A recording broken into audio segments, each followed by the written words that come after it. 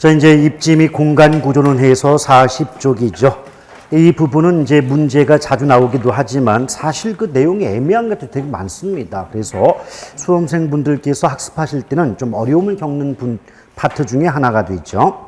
일단 그 1번과 2번을 보면 입지와 입지 선정이란 말이 나오고 있는데, 뭐 입지는 뭐 특정 경제 활동의 주체가 차지하고 있는 위치, 장소를 의미한다라고 서술되어 있지 않습니까? 근데 말은 그렇게 나오는데 우리가 이해할 때는 위치라고 보시면 돼요. 위치. 우리가 보통 뭐 광고 같은 걸 보더라도 뭐 입지 조건이 좋다, 또는 뭐 어디에 입지에 있다, 이 말은 어느 곳에 위치에 있다는 말과 같지 않습니까? 그래서 입지는 그 위치 자체를 의미하고 있기 때문에 정적, 고요할 정을 써서 정적 개념이다라고 볼 수가 있어요. 근데 그에 비해서 입지 선정이라고 하는 것은 입지 주체가 원하는 입지 조건을 갖춘 토지를 발견하는 행위를 입지 선정이다, 이렇게 말을 하거든요. 그러니까 내 마음에 드는 곳을 내가 찾아내는 게 입지 선정이에요. 그럼 생각해 보십시오. 내 마음에 드는, 내가 원하는 어떤 조건을 갖춘 땅을 발견하고자 하려면 한 곳에 머물러 있으면 안 되겠죠. 속된 말로 발품을 팔면서 여러 군데 이동을 해야 되지 않습니까? 이런 경우이기 때문에 움직일 동을 써서 동적 개념이다, 이렇게 보는 거죠. 오케이? 그러니까 압축하면 입지란 특정 장소, 공간, 위치 자체이기 때문에 정적 개념인데 비해서 입지 선정이란 요구 조건, 내가 원하는 조건을 갖춘 토지를 발견하고자 여기저기 이동하는 것이기 때문에 동적 개념이다 라고 구분하시길 바라겠어요. 그런데 입지론은요, 크게 주거 입지, 상업 입지, 공업 입지 세 가지 이론으로 구분이 되는데 이 중에서 가장 중요한 건 상업 입지예요. 왜? 지금 순서로 따지면 4번쯤에 주거 입지 나오지 않습니까? 근데 주거 입지를 배우기는 하는데 문제로서의 출제 빈도는 그다지 높지 않은 부분이에요. 그런데 전혀 안 나온지는 않기 때문에 알긴 알아야 된다. 그게 우리의 딜레마죠. 아예 안 나와버리면 안 하면 되는데 한 번쯤 나오거든요. 그래서 꼭 알고 있어야 된다.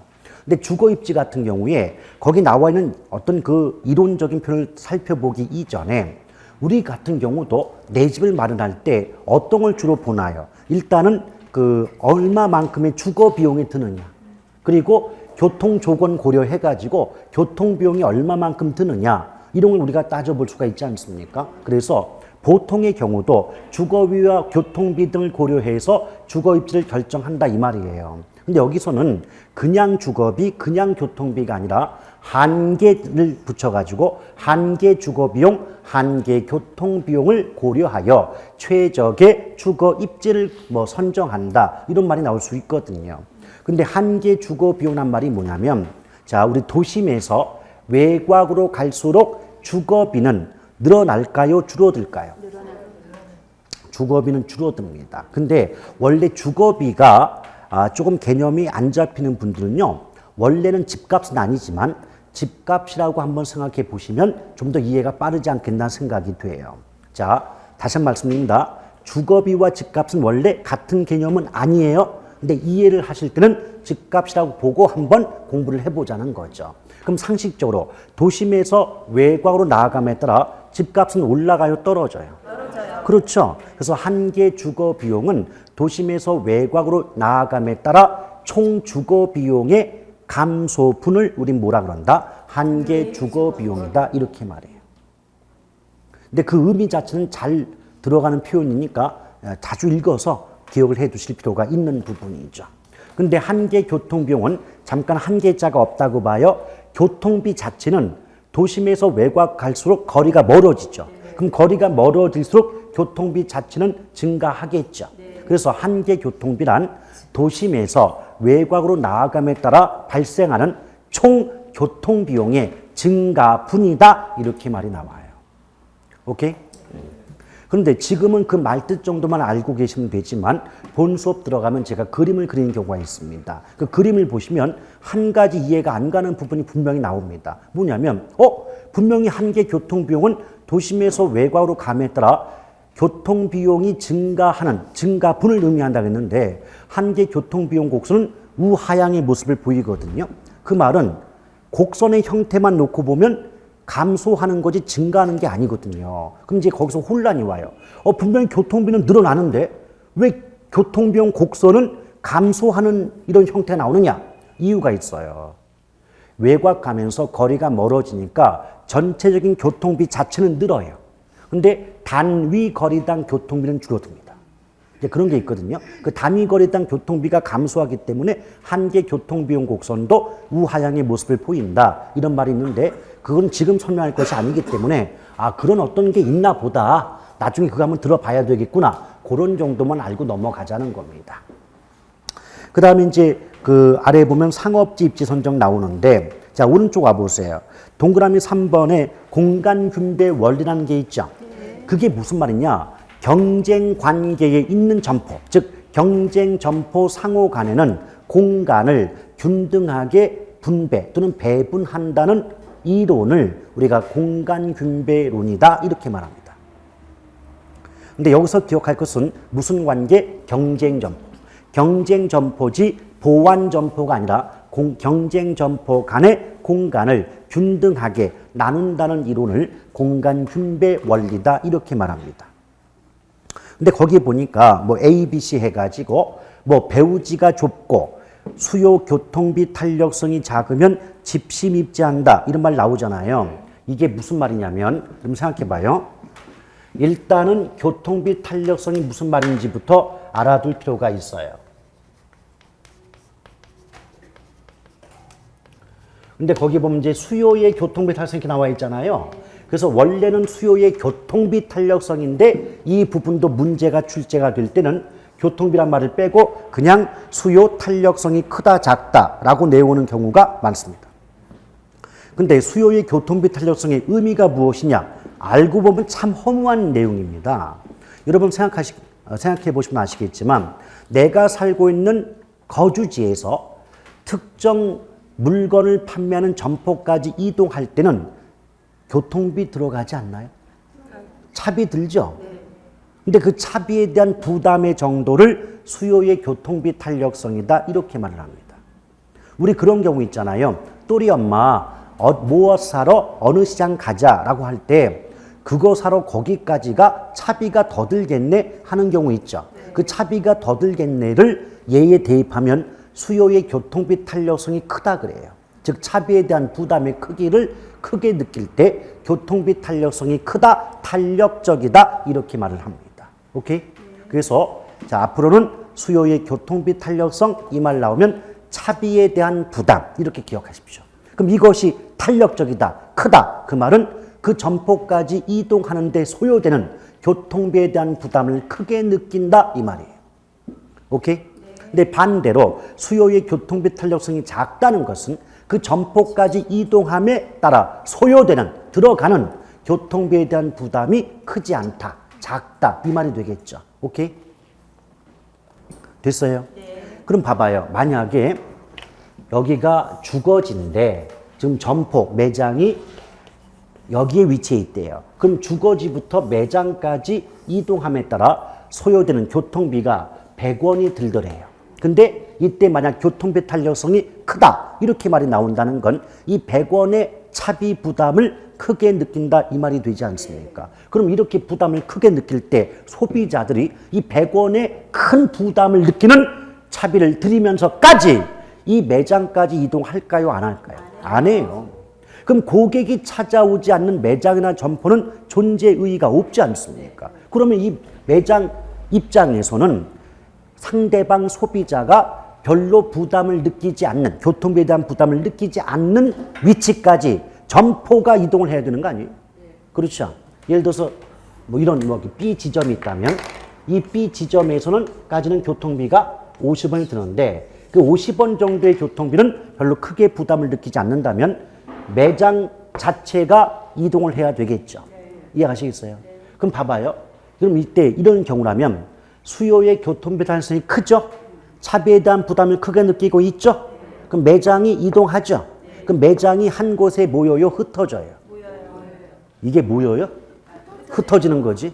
이곳에 모여야 집이고 모여있다는 거고 한 곳에 모여있던 점포가 고객을 찾아서 흩어지잖아요. 그럼 분산이에요? 집심이에요? 분산이에요. 그래서 알파벳 B를 보세요. 수요의 교통비 탄력성이 큰 경우에는 분산 입지한다는 말 나오잖아요.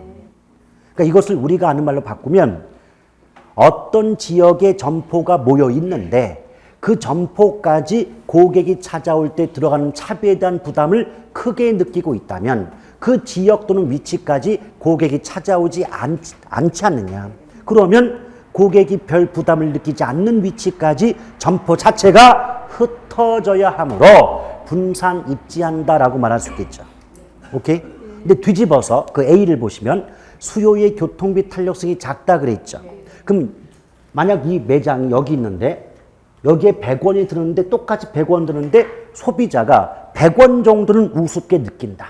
100원 정도는 뭐 그거 사려면 100원 정도는 드려야 된다. 이런 마음을 갖고 있대요. 그럼 차비에 대한 부담이 커요, 작아요? 작다면 굳이 이 매장이 여러 곳으로 흩어질 이유가 없잖냐 그 말이요. 그곳에 모여 있으면 되는 거고. 그렇죠? 그래서 집은 모일 집이에요. 한 곳에 모인다 할 때 집자를 쓰고 분산할 때 산은 흩어질 산인 거예요. 오케이? 그럼 이 부분 자 예쁘게 포장하면 수요의 교통비 탄력성이 작은 경우 집심하며 수요의 교통비 탄력성이 큰 경우에는 분산한다. 이 말을 우리가 아는 말로 바꾸면 특정 매장까지 이동하는 데 따른 교통비, 즉 차비에 대한 부담을 크게 느낀다면 점포 자체가 흩어질 것이며 그렇지 않은 경우에는 한 곳에 모이게 되지 않니? 그 말이요. 오케이? 그러니까 알고 보면 개론이 전부 허무하다니까요. 허무한데 그 내용을 주장 내용을 예쁘게 포장하다 보니까 와 되게 뭔가 있어 보이고 어려워 보이는 거죠. 이해하시겠어요? 그래서 개론은 하나하나의 내용을 전부 설명 듣지 않으면 그건 개론 수업을 제대로 받은 게 아니라는 거예요. 그 무조건 암기밖에 더 됩니까 그게? 근데 문제는 암기는 열심히 했어도 문장은 얼마든지 바꿀 수 있는 거거든. 그러니까 그래서 그때마다 여러분 개론의 어려움을 느끼는 겁니다. 그러니까 근데 문제는 이런 게 있어요. 단어 뜻 하나하나 이론 하나하나를 전부 설명드리고자 한다면 설명하는 사람도 힘들겠지만 받아들이는 입장에서도 뭔가 좀 복잡하다, 어렵다 이런 느낌 많이 받거든요. 설명을 다 하니까 어려운 거예요 그게. 만약 설명할 거를 안 하고 중간에 떼어 넘어간다면 여러분 입장에서 쉽다, 재밌다, 깔끔하다 이런 생각이 들거든요. 뒤집어 생각한다면 수험생 수준에서 깔끔하다, 쉽다는 것은 제대로 수업하지 않는다는 뜻과 같은 겁니다. 아시겠어요? 그래서 그것만을 보고 나중에 그 현장에서 가면 이게 적용이 안 되는 문제가 되게 많은 거예요. 그래서 하고 나오는 거예요 이게. 그래서 그 해마다 그걸 느껴요 저는. 해마다 느끼는 게 뭐냐면 제가 이제 울산에서 이제 벌써 한 4년째 강의하고 있는데 울산은 이제 시장 면적은 되게 넓은데요. 시장은 어떻게 보면 시장 좁아요. 그러니까 학원이 밀집돼 가지고 누군 다 알아요. 아는데 그 뭐죠? 당일날 시험 당일날 웃긴 게 뭔지 알아요? 벌써 3년 연속 그런 시험장이 나오는데 우리 학원생들은 쉬웠어 하고 나와. 문제 풀고 나서 시원해 왜 맨날 풀라고 나와요. 그 다른 학원생들은 더럽게 어렵냐고 나와. 그게 달라요. 그러니까 어떻게 배우느냐가 그렇게 다르다고. 그게 배우는 과정에서는 더럽게 어려운데 힘들고 복잡한데 나중에 결과가 엄청나게 달라요.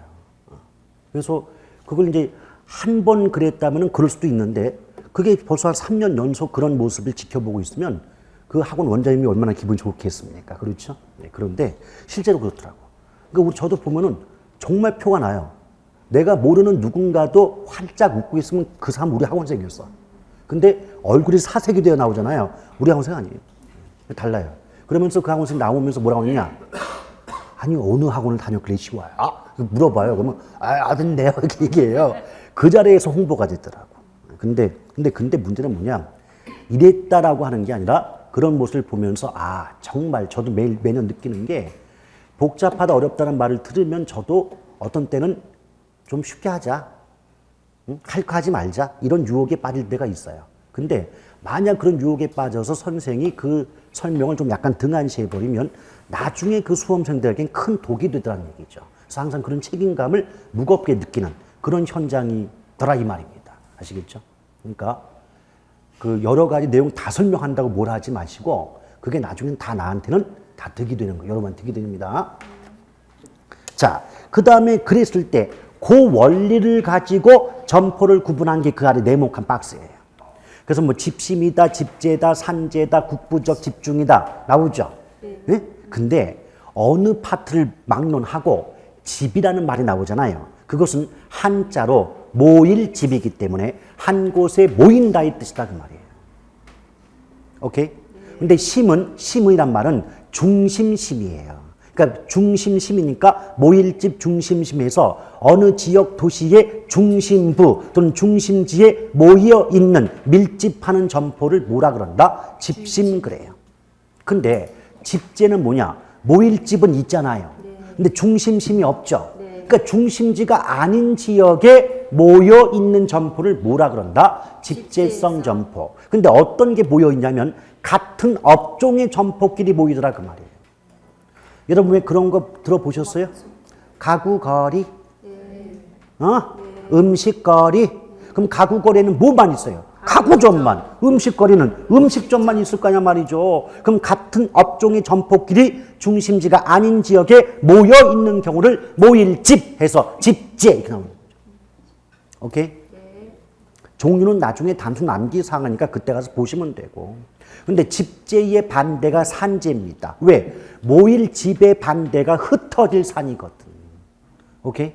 그럼 뭐예요? 한 곳에 모여 있는 점포가 집재면 한 곳에 모이면 불리하니까 여러 곳으로 흩어져야 유리한 점포를 뭐라 그런다? 산재 그 말이에요. 근데 산재성 점포는 여러분 소규모 점포라고 보시면 돼요. 이거 한번 생각해 보세요.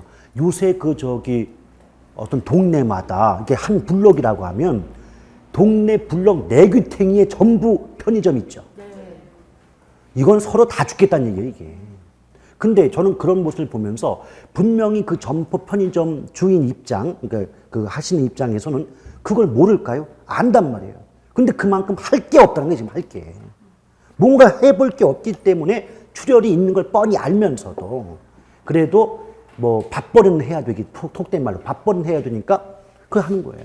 소규모 점포가 내귀통에 다 있으면 서로 하나만 가지고도 그게 먹고 살만 할까 말까인데 그 내귀통이 분할시켜 보십시오. 날아가는 거지. 오케이?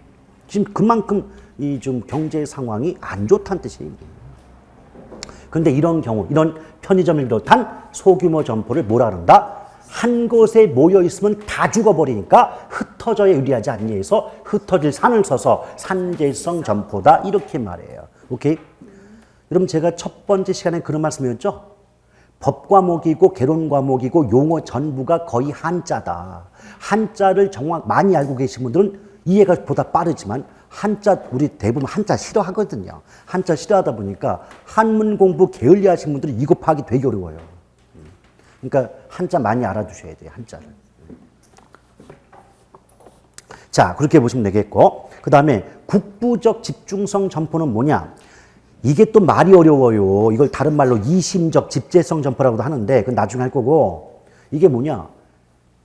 국부적 중심지에 모여있는 점포래요. 그럼 국부적 중심지가 뭐냐? 동네 중심지. 어느 도시가 있잖아요. 그럼 도시 전체의 중심지는 도심 그러잖아요. 근데 도심에 비교했을 때 각 지역, 동네마다도 중심지가 있지 않습니까? 그 지역의 중심, 동네 중심지를 국부적 중심지라 그래요. 그 국부적 중심지에 모여있는 점포를 국부적 집중성 점포 그러거든요. 근데 잠깐 종류 보세요, 거기. 응? 뭐 나와요? 농기구, 석재, 비료상 이런 거 있죠? 근데 여기서 혼란이 오는 거예요. 우리 동네 그런 거 없는데요? 당연하지. 이게 100년 전이요. 100년 전 이론이고 유럽의 이론이기 때문에 우리나라하고는 맞지가 않죠. 근데 왜 내냐고? 그렇게 따진다면 3000년 전에 수학은 왜 내는데? 우리 여러분 수학에 피타고라스 형이 배우죠. 피타고라스. 우리 배울 때는 삐쩍고라서 그랬지만 그 피타고라스가 그리스 수학자 아니요? 그 그리스가 몇천 년 전 아닙니까? 몇천 년 전에 수학을 지금 배우고 있는데 아시겠어요? 까지 몇백 년 전에 이론을 못 낸다는 이유는 없겠죠. 그래서 이 말씀 드리는 것은 이 이론 자체 우리 개론 공부가 힘든 것 중에 하나가 전부 외국 이론이고 한국의 실정 맞지가 않고 더군다나 그것도 몇백 년 전 이론도 있다 이 말이에요. 그러니 이것을 우리가 알아듣기는 쉽지는 않다 말이에요. 쉽지는 않다. 그러나 우리가 외국 이론을 보지 말고 원래 요놈이 이런 주장을 펼쳤구나. 근데 왜 이놈이 이런 주장을 펼쳤을까? 이거를 우리 그 사람 입장에서 한번 보자는 거죠. 그렇게 들어가면 그렇게까지 어렵지는 않을 거예요. 됐죠? 그 다음에 상업 입주를 했을 때 크리스탈러 나옵니까? 네. 잠깐 여기 동그라미 1번 제목부터 볼게요. 크리스탈러 넘겨봐요. 동그라미 2번 레일리 나와요. 네. 그 다음에 참고에 컨버스 나와요. 네. 그 다음 동그라미 3번 허프 나와요. 네. 그래서 앞글자를 따면 크래커는 허프예요. 크래커는 허프다. 자, 크가 누굴까요? 크리스탈러. 레는 레일리. 잡아요. 커에 니은 합하면 컨버스. 그 다음 허프. 크래커는 허프다. 자, 오죽하면 제가 이렇게 하겠습니까만은. 자, 이제부터는 크래커는 오리온이 아니에요. 허프입니다. 자, 각각 크리스탈러, 레일리, 컨버스, 허프. 이 주장한 사람들의 이론이 그렇게 잘 나와요. 얘네들은 매년마다 빠지질 않는데 돌아가면서 나와요. 돌아가면서. 예컨대 금년에는 허프 나왔으면 내년에 레일리 나오고 그 다음에 무슨 누구 거 뭐 저기 컨버스 거 나오고 그 다음에 뭐 크리스탈러 나오고 이렇게 나온다고. 그러니까 언제 누구 게 나올지 모르니까 다 알아야 되는 게 이게. 오케이? 근데 크리스탈러의 중심지론을 우리가 성격상 거시적 중심지론이라고 하는데 보통 거시적이라고 한다면 어떤 시각이나 관점이 넓다라고 할 때 거시적이란 말을 쓰고 있지 않습니까? 근데 크리스탈러는요, 이 중심지론을 주장할 때 최소 요구치와 재화의 도달거리와의 관계를 가지고 이론을 주장했기 때문에 거시적 중심지론이다라고 말합니다. 근데 또 이제 새로운 단어가 나왔습니다. 최소 요구치, 재화의 도달거리, 이건 또 뭐냐는 거죠. 여러분, 최소 요구치라고 하는 것은 특정 중심지가, 일단 문장이 나올 때는 특정 중심지가 그 기능을 유지하기 위해 필요한 최소한의 고객수, 최소한의 수요 수준을 의미한다. 이렇게 출제가 돼요. 근데 이게 무슨 말이냐? 여기서 중심지란 말이 어려우시면은요, 원래 약간 사입이지만 중심지란 말이 어려우시면 점포라고 보십시오. 그러니까 어떤 점포가 망하지 않고 유지되기 위해 필요한 최소한의 고객 수를 최소 요구치라 한다라고 기억하십시오. 왜 우리 그런 경우 있잖아요. 자, 신발 가게 사장님과 빵집 사장님이 대화를 나눕니다. 김 사장 요새 장사 좀 어때? 아니, 말씀도 하지 마세요. 하루에 10명은 빵을 팔아줘야 여태 유지가 되는데 요새는 한두 명 보기도 어려워요. 이런 경우 있죠. 네.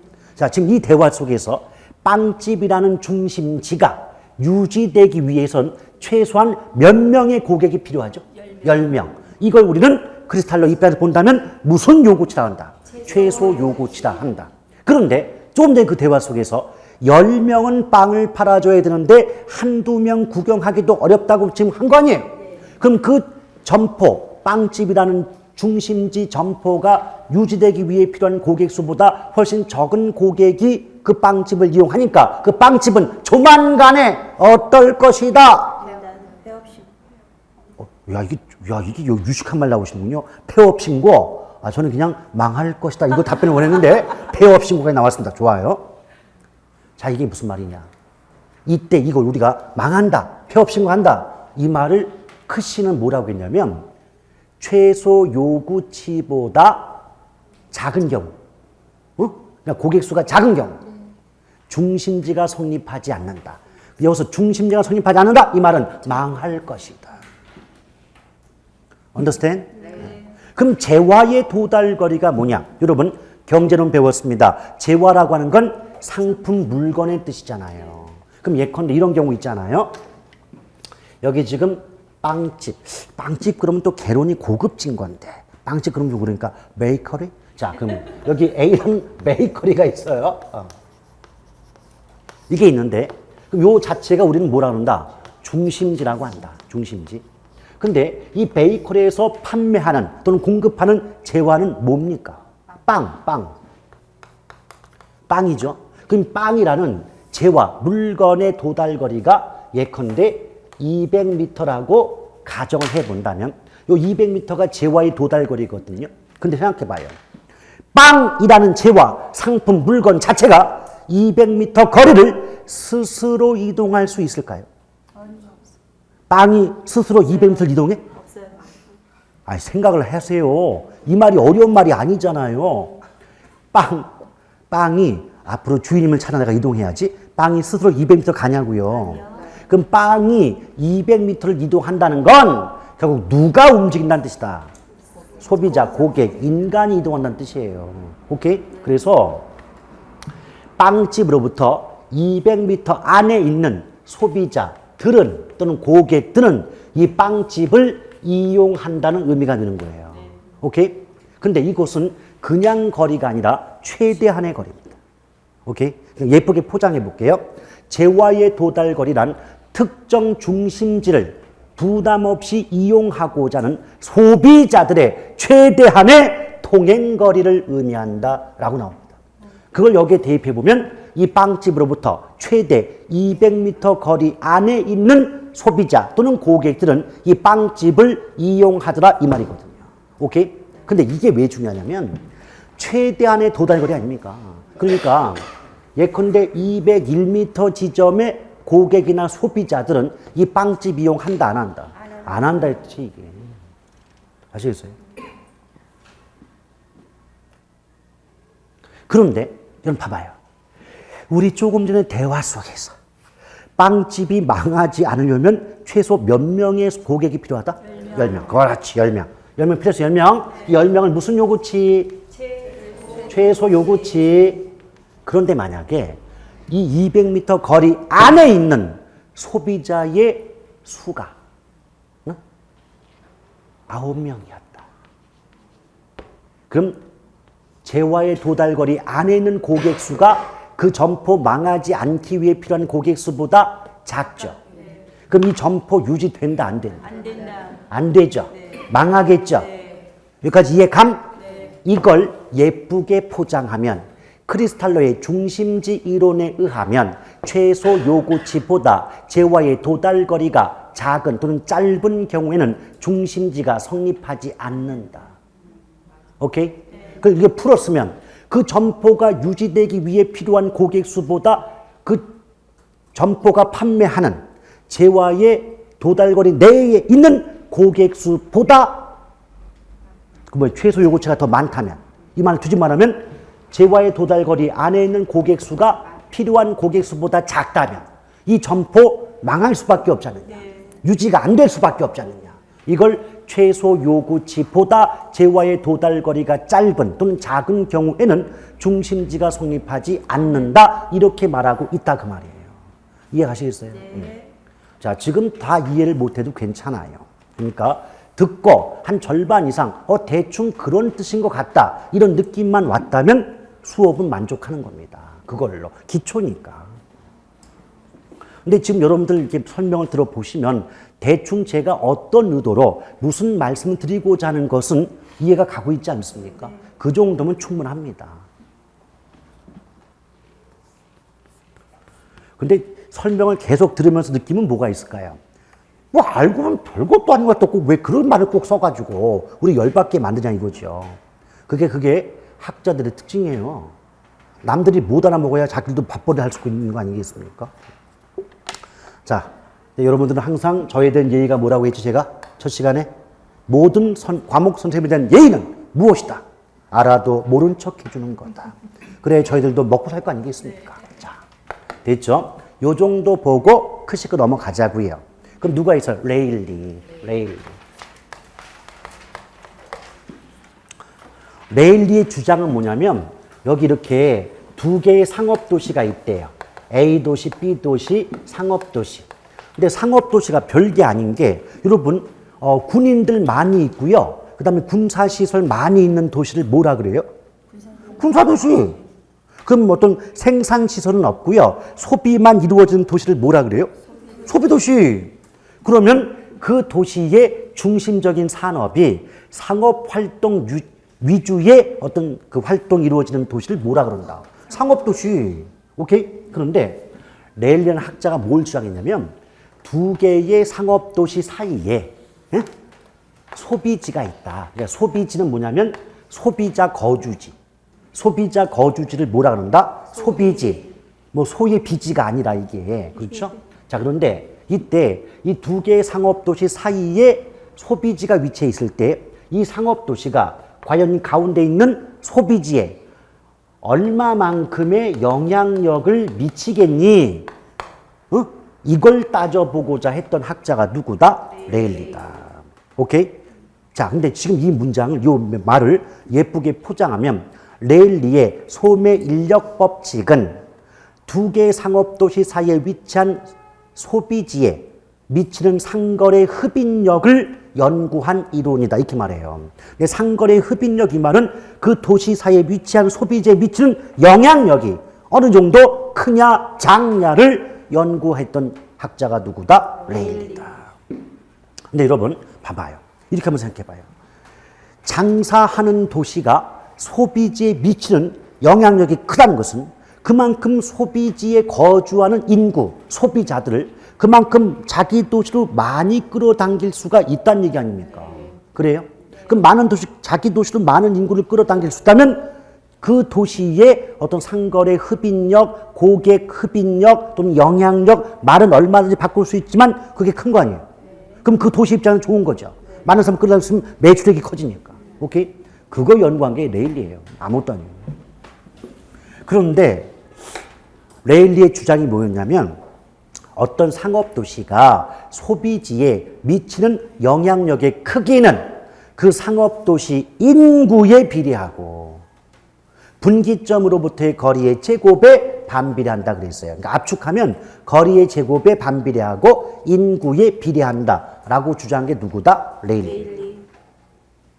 근데 이때 인구란 말 대신 뭐 도시 규모, 뭐 점포수 이렇게 말을 바꿀 수도 있죠. 근데 예컨대 여러분 만약에 인구 대신 점포수로 바꾼다면 여러분 A라는 도시의 점포수가 100개고 B라는 도시의 점포수가 50개다. 그럼 점포수 자체가 어느 도시 쪽이 더 많아요? 그럼 상식적으로 점포수가 많다는 것은 결국 A 도시가 B 도시보다 취급하는 물건의 종류와 개수가 더 많다는 얘기 아닌가요? 그럼 보다 다양한 내가 원하는 물건을 다양하게 구입할 수 있는 A 도시로 보다 많은 고객 소비자들이 이동하게 되지 않겠냐라고 말한 게 누구? 레일리. 오케이? 근데 그 값을 구하는 그 아래 공식이 있어요. BB 대 BA는 PB 대 PA 곱하기 가로 열고 DA 대 DB의 제곱 나오죠. 조심할 것. 그거 분수식 아니라는 거. 그 몇 분의 몇이라고 읽으면 안 돼요, 그거. 아시겠어요? 이게요, 옆으로 뻗은 공식을 위아래로 합친 공식이기 때문에 몇 대 몇 가족오락관인지 몇 분의 몇 했다가 난리 납니다, 이거. 근데 걱정할 거 없어요. 지금은 그게 영어로 써 있죠. 이걸 나중에 수업할 때는 기본서에도 제가 영어 써놓고 한글 공식으로 바꿨으니까 지금 그 공식 외우고 작정하지 마세요. 그렇게 외웠다는 나중에 기억도 안 나요. 한글도 기억 안 나는 말에 영어가 기억나겠습니까? 안 되겠죠? 그래서 써놓은 이유는 원래 공식은 그랬다는 거예요. 근데 지금 거기에 쓰려고 하지 마시고 제가 해석해 드리면 맨 왼쪽에 BB 대 BA 나오잖아요. 그때 A, B는 도시예요. 도시고요. 큰 B 있죠. 그거는 영향력. 그러니까 A 도시 영향력, B 도시 영향력 이런 뜻이에요. 그 다음 P 나오죠. P는 population이 인구. 그러니까 A, B는 도시잖아요. 그럼 A 도시 인구, B 도시 인구 그런 뜻이에요. 오케이? 그 다음에 맨 오른쪽에 D 나오죠. D가 거리의 거리. 그러니까 A 도시까지의 거리, B 도시까지의 거리. 그 가로 열고 제곱되어 있죠. 근데 그거 잘 봐요. 인구는 A, B 도시 위치에 딱 맞아 떨어지는데 거리는 A, B 도시 위치가 반대로 돼 있죠. 어떤 느낌인지 몰라요? 알아요? 왜? 반비례니까 위치가 바뀌는 거죠. 자, 가볍게 보면 위에가 A잖아요. 위에 쪽에 A죠. 근데 인구는 A 나와 있죠. 근데 거리는 B가 나오잖아요. 왜? 거리의 제곱의 반비례니까. 반비례니까 A, B 위치가 바뀌는 거지, 반대로. 아시겠어요? 그 얘기예요, 그냥. 근데 구체적인 내용 설명은 뭐 지금 해봤자 안 되는 거고, 본 수업 가서도 1월 달에 한 번 듣고, 3월 때 또 듣고, 5월에 한 번, 3번은 돌아야 겨우 하는 거예요, 그죠? 자, 그러면서 그 아래 이제 컨버스 나오죠?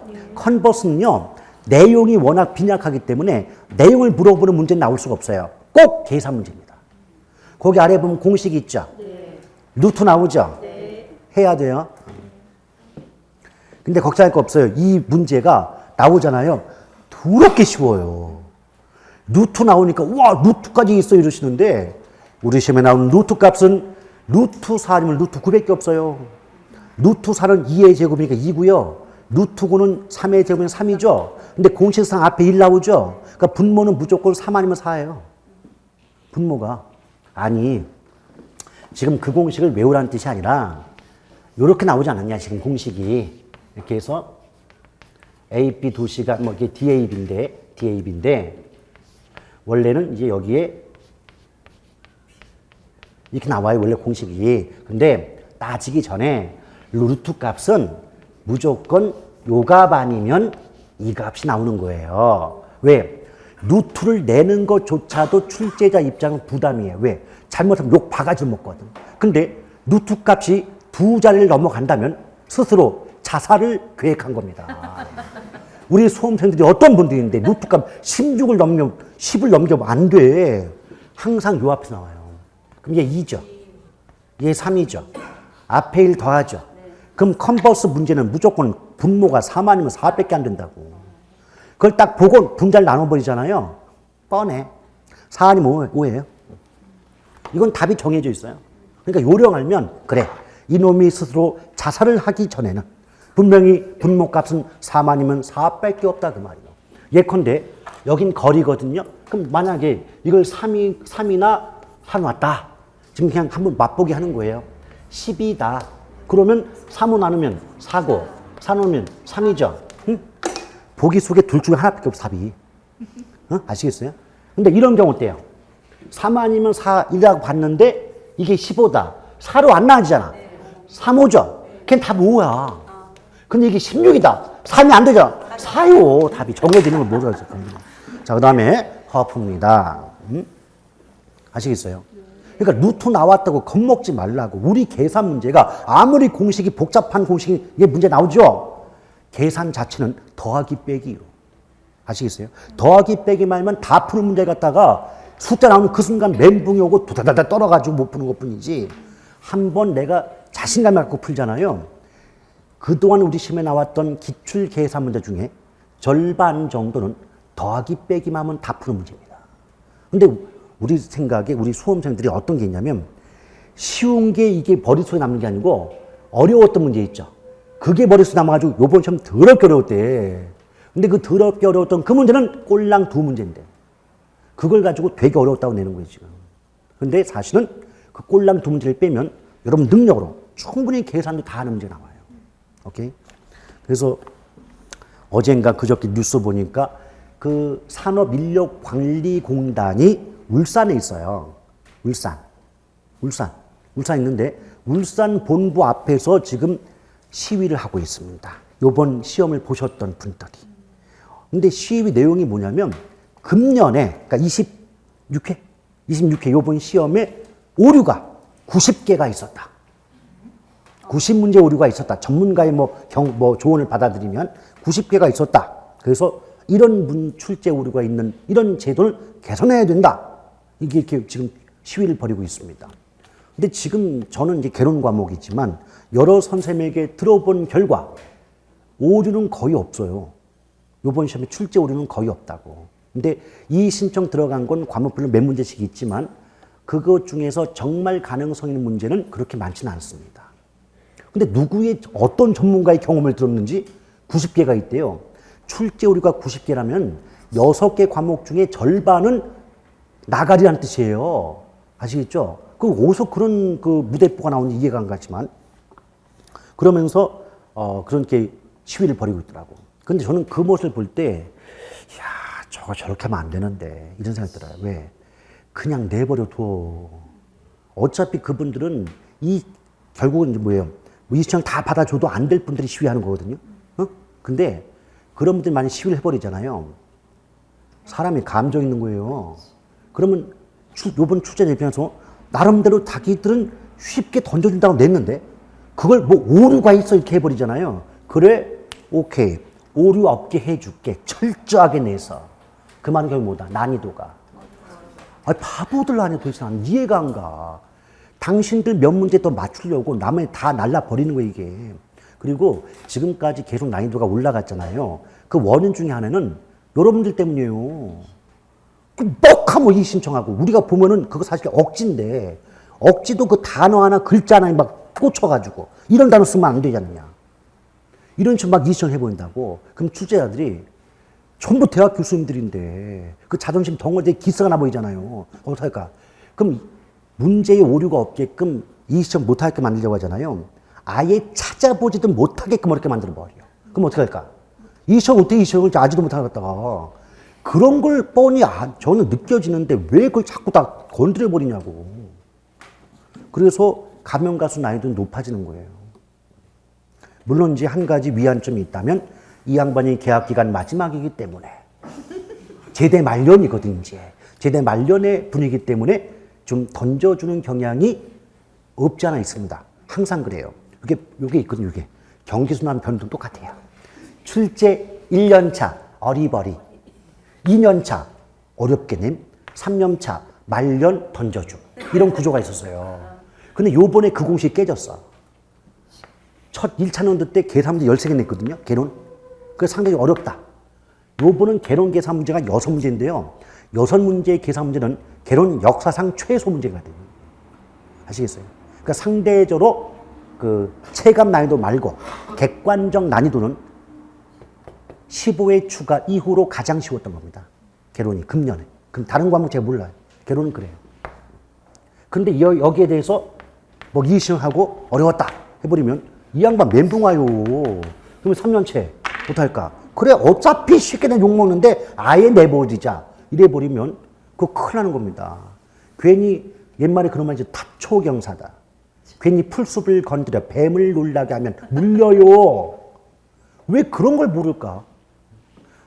차라리 당신들께서 지금 한번 좀 근데 이 신청을 다 받아준다 하더라도 그분들은 절대 못할 사람들이 시위하는 거예요. 그럼 나머지 사람들 어떻게 하겠죠?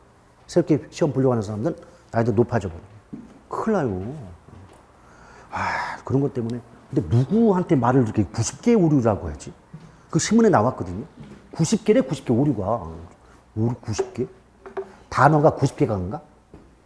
그런 식으로 하더라고요. 여러분들 그래서 만약 시위를 하고자 한다면 전국적이고 조직적으로 시위를 하든지 응? 이 시험 본 10만 명이 함께 시위를 하면 그건 바뀌어요. 근데 몇십 명이 가서 시위한다면 역효과만 나는 거지 우리가 원하는 긍정적인 효과가 없습니다. 자, 어쨌든 갑자기 또 그 생각나네. 참. 그 다음에 3번 허프의 확률 모델입니다. 허프다. 근데 허프는 사실은요, 나중에 수업 들어보면 아시겠지만 레일리하고 주장 내용이 같아요. 같은데 차이가 뭐냐면 레일리 같은 주장 내용은 소도시예요. 그러니까 규모가 작아요. 규모가. 아니면 고전적이다라고 보시면 돼요. 고전적. 그런데 고전의 반대가 뭘까요?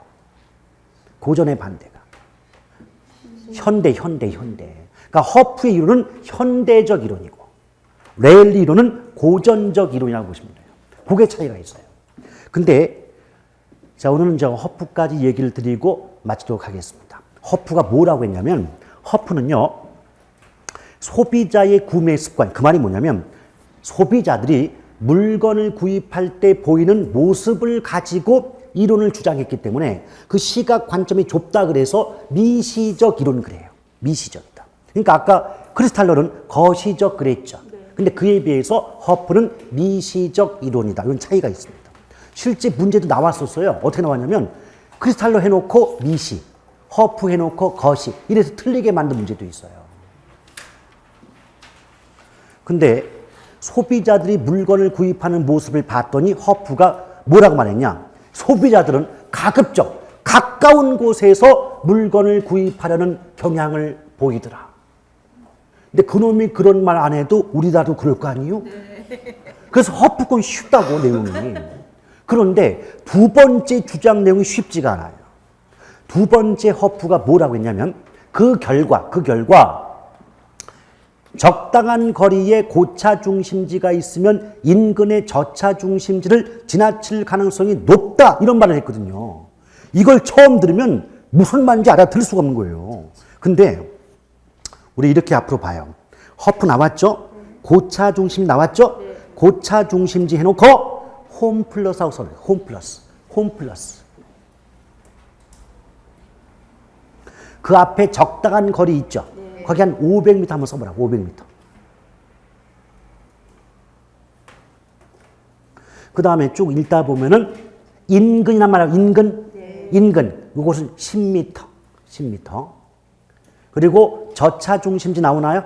동네 슈퍼. 자, 그래 놓고 그거 문장 보면서 귀로 한번 들어봐요. 허프의 이론에 의하면 500m 정도 거리에 홈플러스가 있다면 10m 지점에 가까운 동네 슈퍼를 쌩깔 가능성이 높다 그랬어요. 오케이? 근데 이 주장은 무엇이 전제되어 있냐면 만약에 소비자들이요 두부 한모 판단 살 것 같으면 굳이 500m 거리에 홈플러스까지 가진 않겠죠. 그런데 4인 가족 기준 일주일치 생활에 필요한 여러 가지 품목을 한꺼번에 구입해 오고자 한다면 그때는 약간의 거리가 있을지라도 동네 슈퍼가 아닌 홈플러스로 이동할 가능성이 높다는 점 충분히 이해가지 않습니다. 그것이 바로 허프의 이론 중 다목적 구매 패턴이라는 말을 쓰는 겁니다. 다목적 구매 패턴. 자. 거기 없거든요. 그러니까 제가 지금 설명을 하려고 하는데 뭘 써요, 걸다가. 없는데. 다목적 구매 패턴. 다목적 구매 패턴 뜻이 뭐냐면 소비자는 한 번 장보러 갔을 때 물건 하나만 사오는 게 아니라 여러 가지 필요한 물건을 대량으로 구입해 오는 경향이 있다. 이걸 허프의 주장 표현하면 다목적 구매 패턴을 보인다 그랬단 말이에요. 아시겠어요? 그러니까 지금 조금 전에 봤던 적당한 거리에 고차가 있으면 인근의 저차 중심지를 지나칠 가능성이 높다는 것은 그 전제가 소비자의 다목적 구매 패턴을 반영하고 있다는 겁니다. 즉 소비자가 한 번 장보러 갔을 때 여러 가지 물건을 한꺼번에 구입해 오는 경향이 있다. 그러하니 500m 정도의 거리에 홈플러스가 있다면 10m 거리에 가까운 동네 슈퍼를 지나칠 가능성이 높게 나올 수밖에 없잖니. 이 주장이 누구 거다? 허프 거다 그 말이에요. 아시겠어요? 그걸 이해하지 못하고 그 문장만을 기억한다면 뭔 소리인지 알아들을 수가 있냐 그 말이죠. Understand? 네. 그래서 결국은 출발점이 뭐예요? 허프는 소비자가 물건을 구입할 때 보이는 모습에서 출발을 해가지고 가급적 가까운 곳에서 물건 구입할 거고 한꺼번에 대량의 물건을 구입해 오고자 한다면 보다 가까운 동네 슈퍼 쌩까고 보다 먼 거리에 홈플러스 가게 될 것 아니냐 그 말이고 그걸 듣고 있다 보면 우리 같아도 그러지 않냐 그 말이죠. 그러니 얼마나 당연한 말을 써놨냐 말이야. 그런데 그 당연한 말이 그냥 읽으면 알아듣긴 하겠냐 그 말이에요. 이것이 개론의 특징이다 그 말이에요. 아시겠죠? 자, 오늘 대단히 고생하셨고 다음 주에 다시 뵙도록 하겠습니다. 수고하셨습니다.